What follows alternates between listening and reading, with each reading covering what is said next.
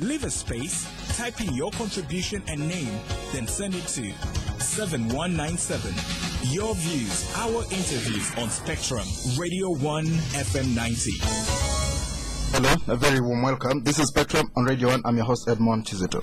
On Spectrum tonight, lessons from the tragic death of Honorable Nebanda. Did the media act professionally in reporting this matter? Following the tragic death of Butaleja District Woman MP Honorable Serena Nebanda, the family of the deceased attacked the media, saying they had joined detractors to attack the image of the deceased and her family. They particularly expressed anger over reports that deceased had died from use of illicit drugs and alcohol, insisting that their daughter was not an alcoholic or even a drug user. At the funeral, the mother of the deceased singled out 4 people, including the CEO of the New Vision Group, Mr. Robert Kabushenga, saying he and others should explain what killed her daughter. She wondered how Robert Kabushenga and the New Vision paper in particular got to know that the late Nebanda had died from use of illicit drugs and alcohol only 30 minutes after her death, even before a post-mortem had been carried out.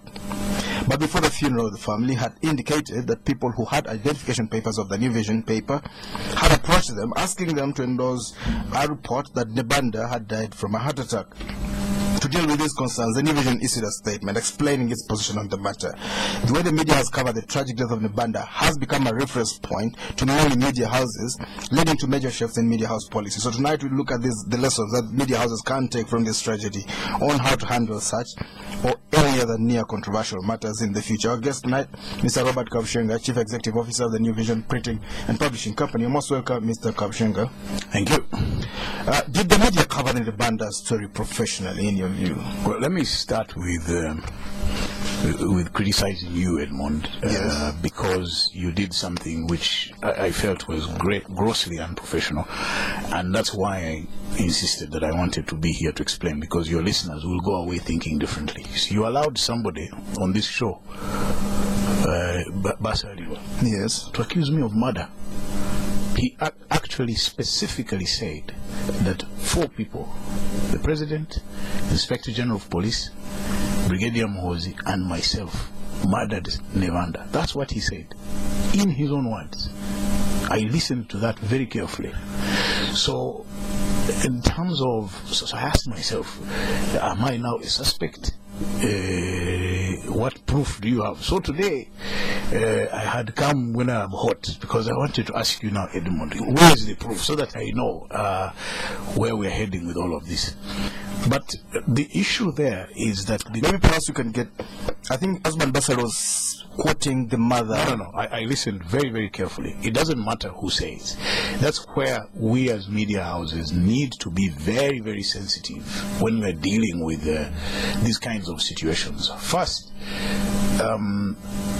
you as the media person, you are almost under obligation. Not almost, you're under obligation, to be fair, to understand the emotions, first of all, that are surrounding a particular subject matter.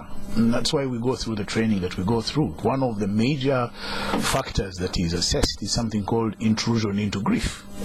So I was completely disturbed when I listened to Vasari was saying these things. Then I remember this chap actually has never had any form of media training, so he doesn't even know how to deal with things like this. So that's why I said that in terms of professionalism, we need to examine ourselves as an industry and say, what are we allowing to come out in the name of content? You see, some of the people that we bring into the public debate and the discourse, are they even worth because this airtime is very valuable? Somebody probably sponsors this show and pays a lot of money for it. The public spends an hour listening to you. Is that the best use of it? And so that's the kind of soul searching in terms of professionalism that we need to look out. So that for me was the one area that forced me to say, look, I need to come back and explain. The second issue, to come down to the question you asked, I had some remarks about how did Kabushenga know? How did he get? That's a big question. Exactly. You seem to have been the first person to know. This is very interesting. You see, I don't understand why people are making such a big fuss about it. Because it's very simple.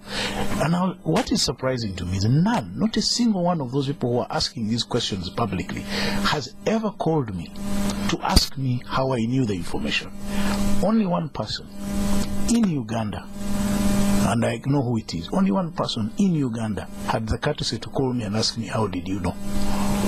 And this person calls me 8 hours after I first knew. So, and this person will remain anonymous. Go on. How did I know? And I will tell you the steps that we took. Yes. We had a staff party. And during the staff party, you know, we've shut down a staff party. That's the last thing that normally happens at our office. We shut down, we produced the paper early. This was Friday evening. We produced the Friday paper, print it, finish it. Everybody's gone to the staff party. So people, by around 6:30 p.m., people were already congregating for prayers and start entertainment. Yours truly, Robert Kabushenga, now the villain of coverage. I had gone running in Kololo. Yes. I left at 5. I came back at 7 to the office. Yes. I ran for 2 hours. We have shower facilities at the office because where people work overnight. I had a shower, changed, and joined the party. Somebody gave a speech. We gave out awards. I gave a speech. People started having dinner. That whole process, as you can imagine, takes a minimum of 2 hours. So, at 9:30 p.m. on Friday night, one of our senior editors calls me out and he said, "Sir, I need to speak to you." So I said, "Okay, is it personal or official?" He says, "It's actually work." I said, "Look, we're at a party. I hope you're not asking us to change the paper." So I said, "No." He said no. So I said, "Okay." So he took me on the side because there was noise. He told me he has very credible information that Honorable Nebanda has died. That was at 9:30. After 9:30 on Friday night. Friday night, December 14. Yes. So I told him, "So what do you want to do?" He said, "Maybe we should put out the story online." No, online, because we couldn't do it. So he said, "We need to put out the story." Actually, he said, "We need to put out the story." So I said, "Okay, go and ask first. Is it possible for us to change the paper? Is it possible for us? Should we put it on air? How should we arrange?" So he goes off, talks to his colleagues, comes back and says, "We can't change the paper because it's too late, but we're thinking of putting it on radio, TV, and online." I said, "The first thing you need to do is you confirm. Can you call other MPs?" He says, "Sir, actually, I have just confirmed with Honorable Emmanuel Dombo that she's dead." So I asked him, "Was it a car accident? Was it, what happened?" He said, "We don't know yet, but we will figure out." So I said, "Okay, in that case, first establish what exactly happened before we go public, because we will not be well understood if we are the ones who announce her death. You know, because of the controversies surrounding Honorable Nebanda, we thought, you know, the same things that have broken out." So that's the last time I discussed the issue with the editors, at least that particular editor. Then about 2 or 3 hours later, I get another phone call asking me to verify whether what we were reporting was true, and this is from the authorities. So I call again this reporter and I say, "Look, how did we get this information?" He takes me through the sequence of events and why he was convinced that he had gotten the information on very good authority. I said, "Fine." Then at that point he tells me that, by the way, there are a lot of members of parliament at the hospital who are claiming that she has been poisoned.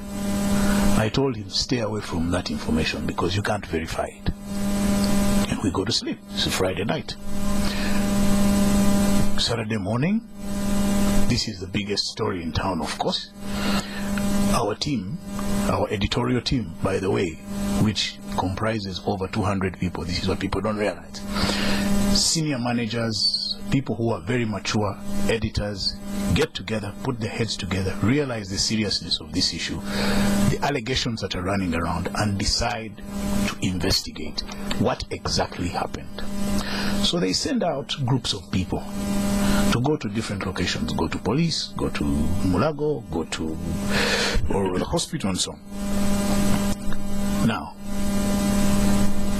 One of the things that we did is our team went and spoke to people around the location where the MP passed away, and made a lot of inquiries. Like any good journalist, which Edmond, you ask the right questions. You ask people around the area, what is this place? Who lives here? What do they do? What do you see? What's the pattern of activity? What happens here? And so the inquiry continues to establish issues of lifestyle, what has happened. In fact, at that time, the question is this her home? If it's not her home, who is this chap? So all these issues, and then at that point we already knew that some people had taken her to hospital and dumped her there and fled. So a lot of questions needed to be answered. This was all suspicious. So we are a very well organized group of people. We know how to do our investigations. We have occasionally gotten things wrong, but we put in the right effort. So at about towards mid-morning, maybe more towards like midday-ish then, as you'd expect, I have fairly good contacts in this town, so I pick the phone and I call someone who I knew was very closely involved with the investigation. I said, do you know what from last night to now have they worked on the body? They said, actually, as a matter of fact, they've already worked on the initial, I think, I don't know what it's called, the autopsy. Yes. And it indicates two things. I trust that source. Yes. I trust the authority of the person who spoke. And so we conferred with the editors. I said, this is what I've found out. What was it? What did they see? It's exactly the way we wrote it. We said initial reports indicate it. Poison. No. Initial reports indicate drugs, drug abuse, and alcohol. That was the initial one. Now, Edmond, to cut the long story short, I didn't know the cause half an hour after she had died. I knew the cause nearly 12 hours later. The following day? Yes. She died in the evening on Friday, maybe around 5 o'clock or 6 o'clock. I don't know what time she died. I got this information at midday on Saturday. So how all these questions that sort of create some kind of conspiracy theory, I find that a bit of a problem, especially because I know the length to which our editors and our reporters went to establish the information, verify certain stories, and part of the reason I know why these stories are being bundled about is because we refused to be taken for a ride with all sorts of conspiracy theories about poisoning and why people had to be poisoned, which were not going to be part of such a tall tale. So that's one.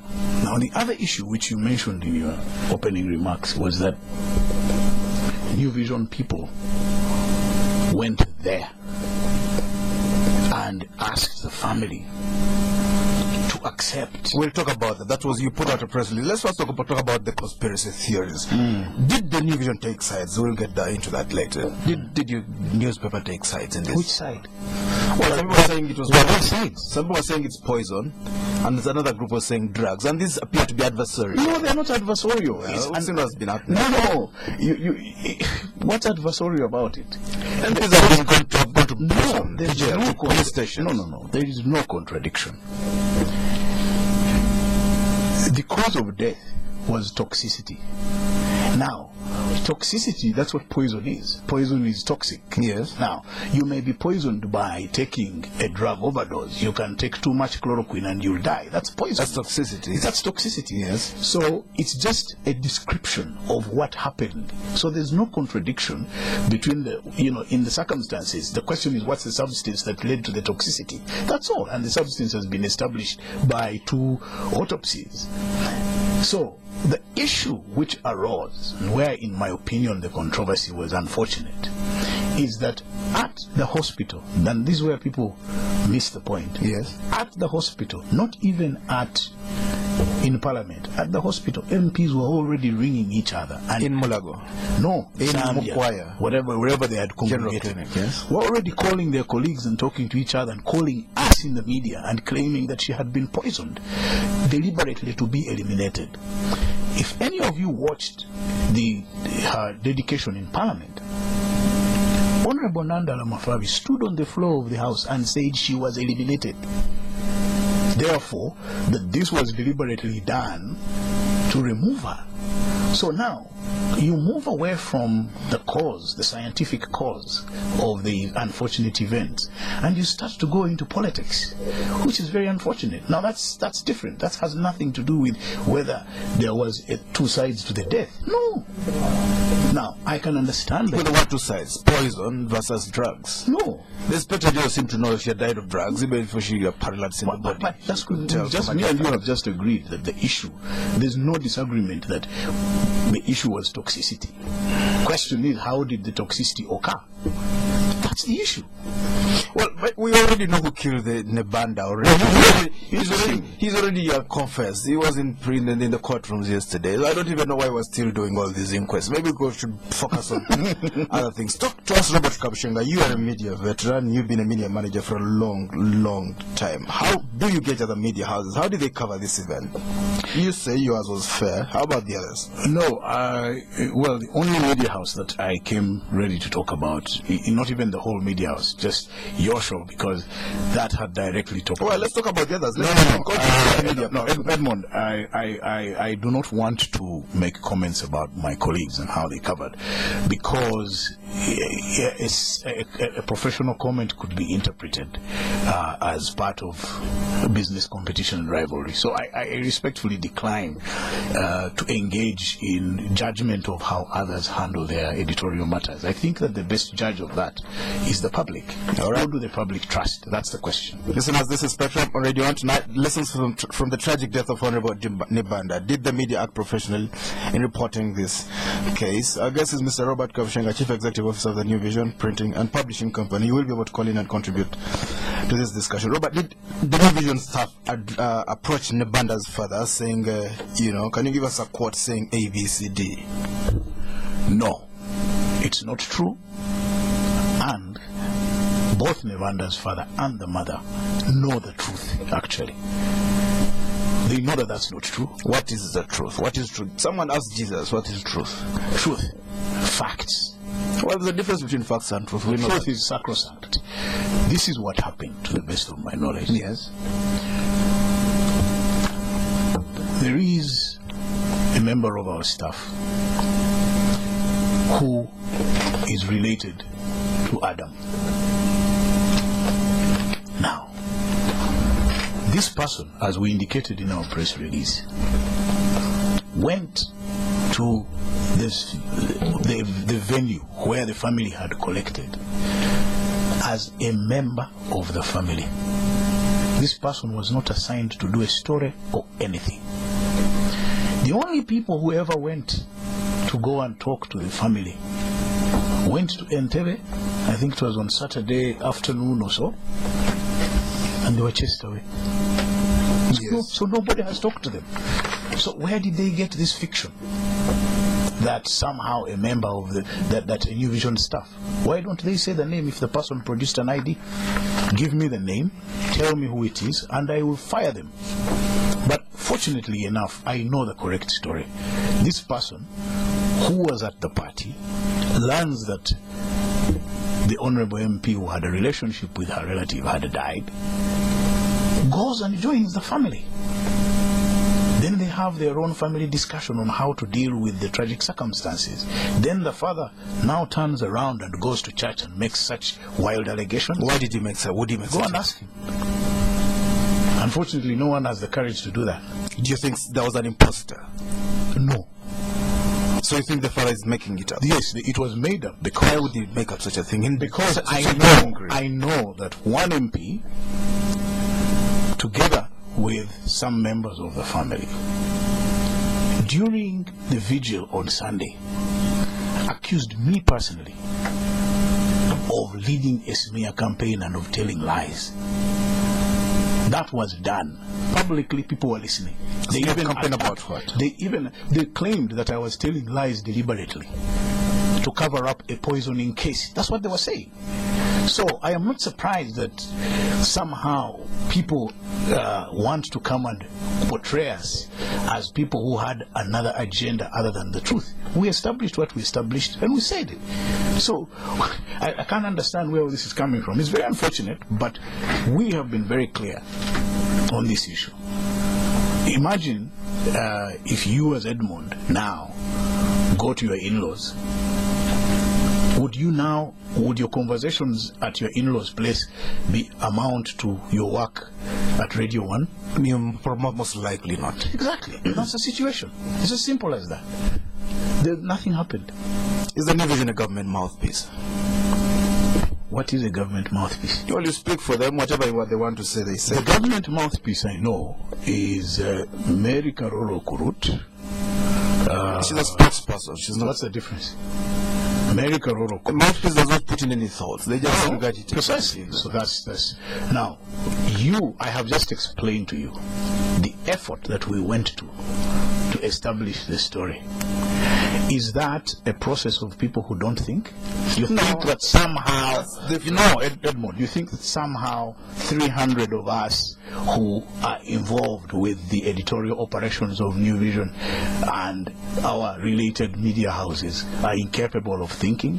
That's sort of what no, because arises. You said that the mouthpiece just agitates. What arises is if we didn't put thought, innovation, professionalism in the way we do our work, we would not be dominating all of you in the industry. Well, you're a government newspaper. You get all the advertising. Government offices buy your paper. No.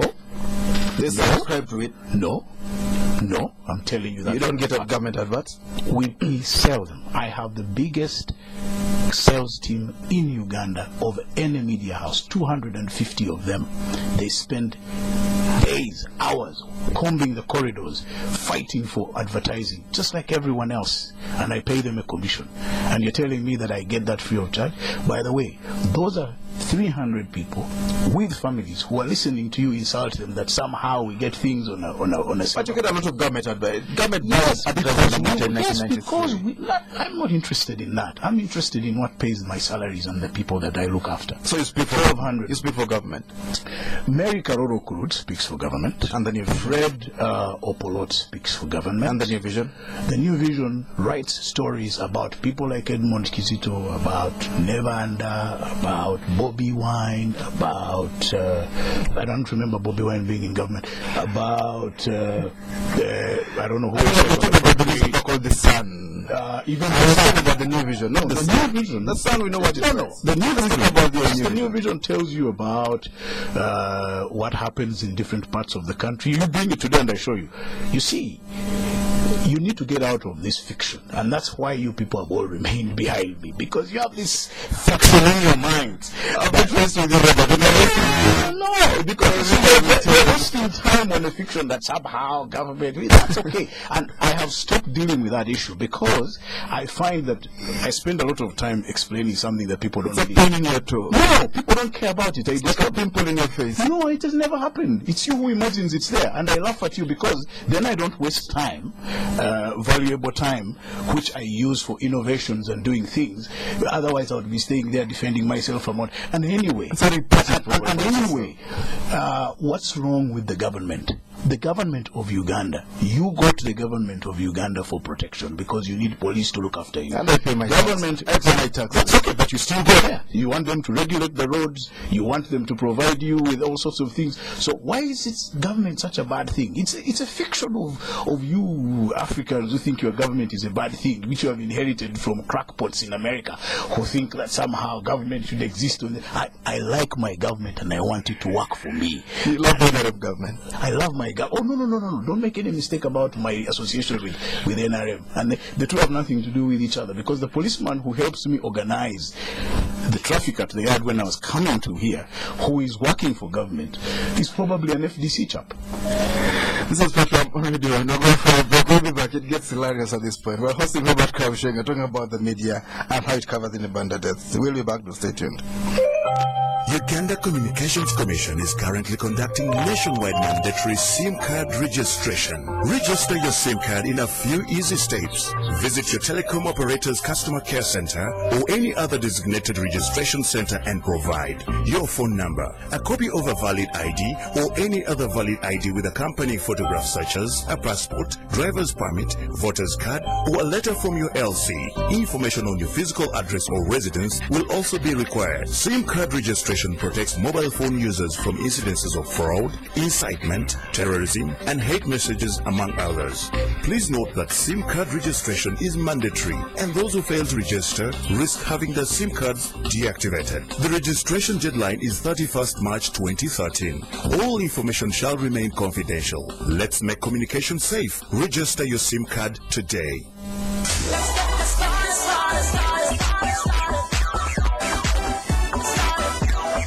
Discover the new invigorating taste of Red Vodka Lemon. Red Vodka Lemon. Reinvent the night. Not for sale to persons under 18. Spectrum on Radio 1 FM 90. Welcome back on Spectrum tonight. Lessons from the tragic death of Honorable Nebanda. Did the media act professionally in reporting this case? Our guest tonight, Mr. Robert Kabushenga, Chief Executive Officer, New Vision Printing and Publishing Company, Corporation. You'll be able to call in. Company Limited. Company Limited. It's not a corporation. No. You'll be able to call in and contribute to this discussion. Before we move forward, how much does the government own of the New Vision? 53%. I pay them taxes. I pay them a dividend if they don't owe me any money at the end of every financial year, and that ends our relationship.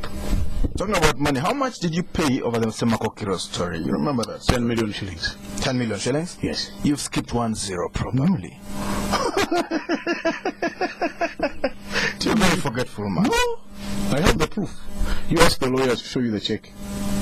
Ask them. Let them show you the check. And the false story you wrote about the Uganda monarch. Which one? About lease. Who? Leasing properties. You retracted it even. You retracted it even. Yeah, you can go and check my discussions with the guys at CBS. I said everything I had to say then, so there's nothing new there.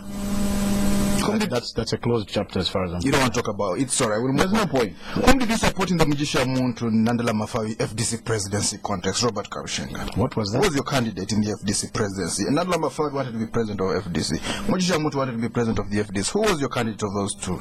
Really? Well, talk to us. FDC? As an individual, not as the New Vision. As you as an individual. Me? Yes. Who did you support? What contest was that? FDC presidency. There were two men. When One did was it a former happen? soldier. Not too long ago. You are in the media, you would have known. You covered it extensively. Maybe. I don't know. I wasn't interested. But who did you support? Who did you want to win that I contest? just told you I wasn't interested. The only interest I have is in NRM. I have no interest in what happens in FDC, who's the boss. I really wouldn't care less. You support the NRM? Oh, yeah. So you speak for the NRM. The New Vision speaks for the Oh, NRM. you are confused, Edmond. Please stop mixing issues. Remember what Obama said about being all over the map? You're all over the map. You're just confused, guys. Mixing issues. No, I think let's get back to the basics. No, I mean the things we need to clarify about the independence of the New Vision, which is a government-owned newspaper. How independent is Radio 1? It's private. No, the fact that it's private doesn't mean it's independent. That's why you mix the two issues. The fact that you're private doesn't make you independent. So let's move away from issues of independence, because nobody is. I don't believe anybody is. Everybody has an owner who calls the shots. If somebody I know, if she walked in here and said, Edmond, this, you would jump. How does it happen? Well, if she did, you would jump how high? So let's not even get down that road. That's a very, very, you know what they call the banana peel moment. You're just walking off a banana peel down the slope. So let's not go there. Well, it doesn't happen here. Let's talk about Mujisha Muntu and Nandala. Who was your candidate of those two men? I actually really don't prefer any of them. Because it's of no consequence to me, really, either as an individual or even in terms of the political scheme of things. As I said, the one that matters to me, I know, so I wouldn't even, don't even waste your time, because first of all, you do good things for them. I mean, I know both of them as individuals. Yes.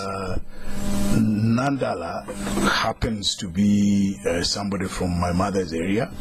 General Muntu is somebody we've had discussions with in the past. When I meet him, we still exchange our pleasantries. As and when we meet, which is not fairly often. So I really would like to leave that to the FDC people to sort out on their own. I mean, it's up to them to decide who they want to put forward as the leader of their party. those of us who are politically active elsewhere, I mean, it's just like asking me who I would prefer to lead JEMA. I mean, really, I wouldn't care whether between Chanjo and Basariwa. Is that a real choice, really? So you need to actually put things in context. I'm not interested. Let's deal with issues of bread and we'll deal with issues. Nandala Mafabi said, finally on this point, Nandala Mafabi said you supported Mujisha Muntu. You wrote it in the newspaper. Yes, he did. That I did what? You supported Mujisha Muntu. He said it in an interview with the newspaper in this town. That Kabushenga supported who? Mujisha Muntu. Did you support Major General retired Mujisha Muntu in the FDC presidency? I think you need to ask Nandala what proof he has. Find him and ask him. I mean, people say, is it true or is it not? Sort of all sorts of wild things. Ask the person who said it. Yes or no? Did you support him? You ask. You're the one who wants answers. Well, here. You said Nandala Mafabi said you did. Now, if I is say, it true or not? Let's ask the question differently. You, Edmond Kizito, you are a night dancer. Are you a night dancer? I'm not a night dancer. You're not? But you haven't asked me on what basis I said you're not dancer. I refuse to answer my question. You say no question. Let's move on to something else. Okay. The issue regarding Asman Basso and his statements he made, and we're very careful in letting these things go through. He was actually quoting Nebanda's mother's statement, saying, first of all, in media law, it doesn't matter whether he was quoting or not. But I told you off air, and I'll say it on air, about an hour ago, I finished listening to that show for the second time. And by the time I quoted what I said, I know exactly what Basari was saying. Depending on how you treat me today, I'll decide whether I seek legal action or not. But I know that I have a very solid... I've given you some tea, but on with one slice of cake, which really doesn't mean much. But anyway, I'm in a better mood, so let's see what to deal with. But I think those are... But let's use that as a learning point, Edmond. You see, we as a media, we have deteriorated the conversation into hyperbole, drama. It's like a Nigerian movie. So, fiction has taken over life. Debate is dominated by, what we call punchlines. In America, there was a time when the Tea Party was formed, and they had these crazy crackpots now becoming part of the mainstream. Obama was born in Kenya. Serious people, or at least we thought they were serious, like Donald Trump, started to make wild statements. Now, the danger of the media mainstreaming such allegations, even if they're made in contexts that are privileged, you see, encourages things, people who have not thought through what they're talking about. People who who don't realize, or who never stop to think about being in a studio like this and saying things carelessly. Because it's like as if you're in a bar, just drinking and talking. So that's my worry, that we as a media, and I'm not talking about just you, I'm just talking about all of us, need to use this event for the learning point. Not just learning, even soul searching. What's our role in this society? What are we doing? Because you might think that you're a private operator, but you also operate on public trust. The airwaves are public assets. Yes, that's true. All right, let's hear from the listeners. This is Spectrum on Radio 1 tonight. Lessons from the tragic death of Honorable Nebanda. Did the media act professionally in reporting this matter? Robert Kabushenga, CEO of New Vision, is our guest. Let's hear from the listeners. This is Spectrum. You can call in now on number 0414-348-111, 031-226-0390, 031-226-1390. When you call in, please tell us your name and where you're calling from. Spectrum, hello? Hello. Yes, your name? Good evening, your name? My name is Claudius. Claudius. But to be honest with you, there is some loopholes here, especially. Most people don't sometimes substantiate what they are going to talk about. They don't actually understand the impact about what they are saying. Because a leader, I'm expecting you as a listener, to talk something that you have already digested and give it out to your listeners when it is already mature. So me as a listener, I take it, and you should have to understand that in Uganda, most people, they take whatever they get from the radio station as a true gospel, as a gospel truth. So at the end of the day, people will just go with whatever we've had heard it on the radio, it appears it is true 100%. But they actually don't understand that. Some of us is talking about, giving out his rubbish. It is not really true 100%, but he has, disorganized many people's ears, and he has tarnished people's names. So at the end of the day, he will just walk free. And that is really very dangerous. Because, there is a way it undermines the media in Uganda. Spectrum, hello? Yes, hello? Yes, your name? Yeah, this is Peter calling from Bali. Yes, Peter in Bali. Yes, I just want to make one comment. Please do. You see, I am not surprised by what Robert Kabushenga is saying. After all, we all know that he is a spin doctor for the NRM government. Thank you very much. Spectrum, hello? Hello? Yes, your name? Yes, please. Sorry for the feedback. What's your name again? Ken from Uganda. Yes, Kane. I want to thank Robert for turning the hunter Edmond into the hunted by making Edmond answer questions he should be asking. Now, putting that aside, journalists are constrained by facts, and imagination should not be allowed to construct the truth, their story. There is a running streak in the population fueled by some people who go on and air their opinions as if they represent the masses. And so you get guests in your studio saying the people know. It is common knowledge. My question to Robert is that these political gololas, as they call it, playing a big role in stirring murky waters in what was a controversial death before the police brought out the facts. Thank you very much, and thank you for bringing Robert. Spectrum, hello? Hello? Yes, your name? What's your name again? Azman. Yes, Azman, please go on. Thank you very much. I want to thank Mr. Kabushenga for his comments. I want to find out from him whether he has had the opportunity to listen to the speech of the mother of the late Nebanda. And if so, what is he has to comment on that speech? Thank you. Spectrum, hello? Yes, Edmond, good evening, Joe. Good evening, your name? Yes, Chris. I salute Mr. Kabushenga, and I thank you so much for having this good news. Now, Mr. there's one question I want to... Christopher, please call back in. We'd like to hear the full extent of your comment. Spectrum, hello? Yes, Edmond. Yes, your name? Fred is my name. Fred, yes? I want to show Robert Kabushenga. During the time of Kayunga, he made the same mistake as he has made the same mistake during the days of Honorable Nebanda. Then there was Honorable the issue that was simply spoken by the mother of Nebanda. So if you want to take legal action, let him take Nebanda's mother to court. Spectrum, hello? Hello. Yes, your name? Good evening. Church Ambrose is my name. Yes. Yes, I agree to Mr. Kabushenga. How are you, Chachambos?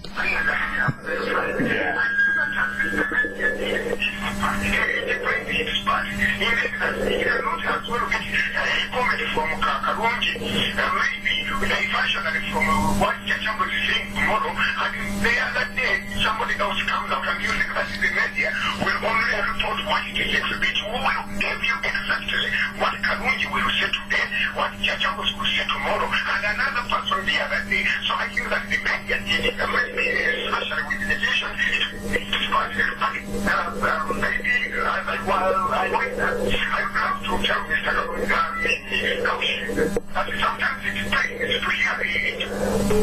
Okay, we lost you towards the end. Spectrum, hello? Yes? Good evening, your name? Yes, Christopher, welcome back again. Well, thank you, Mr. Kabushenga, for coming in the studio. And there's only one thing I want to find out from Kabushenga. Kabushenga, is it professional for like one time your opinion to have one headline? Because we saw when that did something, like when it's like after 2-3 days, you the monitor your opinion and the same headline. So is it professional for me, I would like to tell you that I think what that man told you, or what that man commented about, he just quoted the mother. Because for me, I actually understood this point, and I had a program with them. Today, I don't want to have them as a friend. That guy assumed you, I mean, as a mother, I know. What I'm saying is that it was commented by the mother, and so if you want to assist someone, maybe you have to meet the mother. Thank you very much for them. Spectrum, hello. Yeah. Yes, your name? This is Ambrose from Kenya. Ambrose in Seta, yes? I have two questions for Robert. One, according to studying an STM, as of Saturday, according to postmortem which was done from Mulano, I don't think that was enough to conclude he was drug active.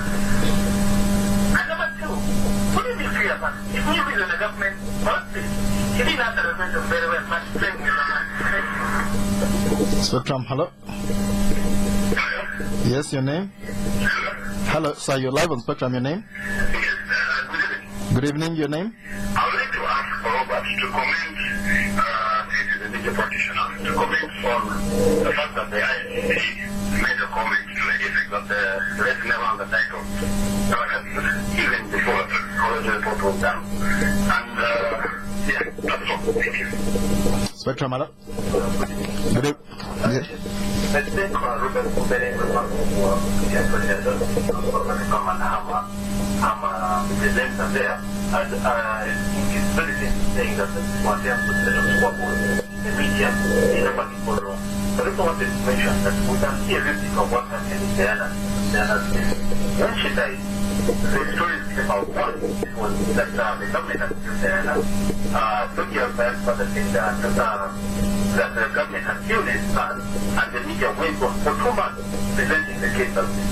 We need to address that thing which are just report, or rather, we can just believe and can something ultimately, because there's a lot of smart work from the public and it's much competition in the net.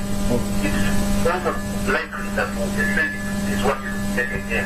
I also want to add a report that Robert is the spokesman for the government press. Is there, whatever is coming out from the press, is the position. You're reporting it as who? And that is what. What do you know? Spectrum, hello? Okay. Rubbish. It's like his master. What about you started not repeating? No, this is. Hello, let's have a listen. As you respond, Mr. Kabushenga. Spectrum, hello? Hello, good evening. Good evening, your name? Yes, Kanukuleje. You know, I don't know my calling, but on this particular case I have to. First of all, I said you're about to look at your isolation in the way you are, and I'm good. Thank you for that submission. Edmond. Yes. The reason I called is not about the media, it's about our leaders. There are somebody who has just called in referred to the case of Diana. Yes. Over here, members of the House of Commons make statements. Go on. Go on. So what am I saying? Before you know anything, Yes. it is actually responsible not to make comments. Because you may end up following what you say, and you're a leader. As leaders, that's what we call leaders, your statement carries weight. There are people who believe in you as a leader. They will listen to what you say and take it as gospel truth. As long as you say, no information, no stop. So my greatest disappointment is not the media. The media reported what individuals were saying. And indeed, like Robert was saying, there was no controversy here. What was needed was to know what had killed Nebanda, not who. Because when you begin saying somebody had killed her, it means you were aware. All right. Someone had done so. Okay. And why anyway? What did she call the same? Because the accident is the same. What did she call? Okay. The last time I heard from her, she had really spoken like anybody else. She had more venomous than she was. And they are still working in the system of the South. So my humble appeal to readers, doesn't matter where you are. All right. Make a statement, weigh what you're going to say, and be sure that you know what you're going to say and what it means. Finally, on the media, I think the professional journalism we are supposed to practice requires transition practitioners to make sure that you report from neutral angle without any bias and you facts as they are. You leave others to the analysis. There are many houses in this town that actually put their own view in a news story. And that's wrong. All right. Thank you very much, Nitkano Felix Clyde. You'll get straight back to the studio, so Mr. Kabushenga can give us his venom. Well, I actually don't have any venom. It's just that I think people need to understand that this is about human relations, and that you sort of think that you can sit in your room, hide behind a mobile phone and call in, and you take it out on other guys, and then when somebody responds to you in equal measure, you start crying. Why are you a bad person? Why do you use sharp language? But you don't think that yours is sharp as far as I'm concerned. And I think that that's the kind of issue we need to look at. That maybe we have allowed, in trying to build audiences and controversy, and it's not just here. It's, I mean, the architect of this is Murdoch. It's freedom of speech. The NRM fought for it. Well, you see, I am not sure that the freedom of speech allows you to say things about my mother. If that freedom exists, then I should also have the freedom to respond in whatever measures, including boxing you. So those are the issues. But to the questions, I think the more serious ones, first I want to thank my good friend Felix for supporting me, plus Ken from Iganga. I like his word, political gorolas. I think we need to look at that again. But the more serious issue is I need to distinguish certain things. As an individual known as Robert Kabushenga, I am entitled, and nobody in this country or anywhere will stop me from having political views and expressing them. Even ambitions. Exactly. Well, no, maybe ambitions, but let's say right now I have views. I am an active member of the National Resistance Movement. I support it. I campaign for its leadership. I am not embarrassed by that association at all. Now, I also know that I am professional enough to apply my skills as a manager, my training as a lawyer, my experience as a manager, and my media work to deliver products that people in this country enjoy to consume, and keep my politics out of it, and even allow people of different political persuasions to work, to exercise their professional work, which explains the success that we have achieved over the couple of years. We are sensible enough to draw a line between our political beliefs and the work that we do elsewhere. Now, I am professional enough to know that, I am mature enough to know that, I am experienced enough to know that this paper which you guys like to demonize is owned and bought by many people with their money. So, well, it's still the largest circulation newspaper. And it's not by accident, and it's not by some kind of miracle. It's by hard work of 1,200 people working every day, and even now they're at their desks trying to produce this product so that it can be consumed tomorrow on time as a quality product. So let's leave that aside. So this whole government mouthpiece thing. By the way, I was a spokesman for government 2005, 2006. At the media center, you set it up. Yeah, I immensely enjoyed my job. You set it up, they gave you a big car to drive. And no, I never got a car, actually. Oh, yeah. But the point here is that people need to draw lines, and we do draw lines. And there are people in my circles, friends, family, but I can tell you about really close friends. We don't agree politically. But if I can draw the line between my relations, why can't I draw the line? So I think people trying to paint me with that brush, I think should stop wasting their time, because it's not going to work. Now, on the this is a very important point, Edmond, which I must make very clear to your listeners. Yes. According to the laws of Uganda, you cannot hide behind the excuse that you're quoting someone else in public to defame another. I know that very well. So, I don't really, and Basari should know that, and he's trying to be clever by asking me to comment on it. He knows it, unless he's a poorly trained lawyer, which I think he is. He should have had... Oh, you think he's what? A poorly trained lawyer. So You're a lawyer yourself. Yes, I think he's a poor one, though. That's what I think. Yeah, third rate. Are you going to examine his papers at LDC? No, I think he's a third-rate lawyer, really. But I mean, otherwise he would be doing more serious legal work. But you see, this is a chap who comes here and accuses me of murder, and then wants to hide behind a speech. Why do you pick your strong language, Robert? My friend, I come from a part of this country that is very tough. My mother is from the east, my dad's from the west. This time we came together to produce Robert. An explosion, a volcanic one. So, but that people need to learn that you cannot hide behind someone else's utterances, repeat them, and hope they'll excuse you. Basalira knows that, and I said if he doesn't, then he's a crappy lawyer. But on a more serious note, somebody asked me, is it professional for New Vision and Monitor to have the same headlines? Let me tell you a headline. I don't think that's a combative question. No, I just wanted to point out that pure coincidence. When we announce the results for high school and primary school, it is S for results, the same headline. So what's the big deal? The other one, my friend Church Ambrose, I don't know. But the point I wanted to make is that one very interesting coincidence, by the way, just to show you what we did. Yes.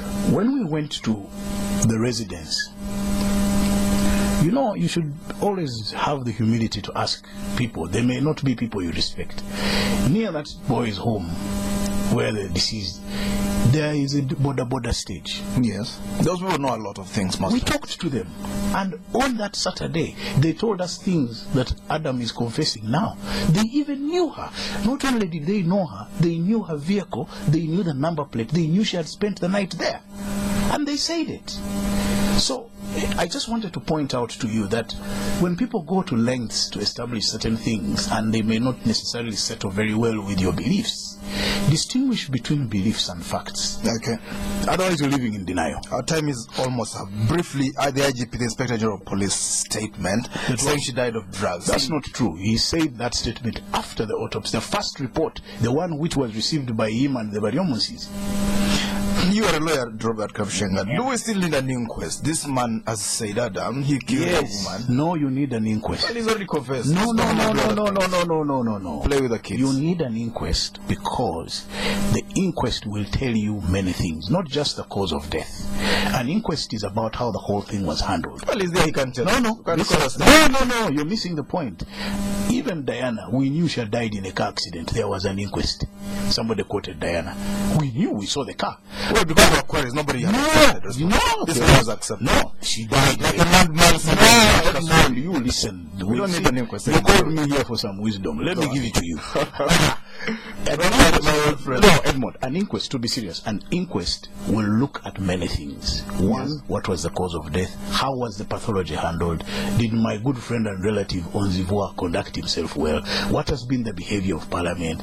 All those things are then asked. And then what the inquest does is it gives you a list of recommendations of what you do next future. Because I can tell you, that's not the only MP who is going to die in office. Many more are going to happen. Oh, you are prophesying or what? You watch this space. How many times have we been to Parliament? What's this space? We have to go. Thank you very much indeed. Edmond, really, thank you very much for having me. I really appreciate. I mean, I'm combative by nature, but I really appreciate that. Do you regret any of the statements you made today? No. You said Basalwa is a certain kind of lawyer. Yeah. Would you say it again? That's what I think of him. That's my opinion. And you can say it in public? Anywhere. We have to go. Thank you very much indeed, dear guest, Mr. Robert Kabushenga, Chief Executive Officer of the New Vision Printing and Publishing Company. Thank you for tuning in. I've been your host, Edmond. Spectrum will be back tomorrow. Up next is the news in English. Do stay tuned.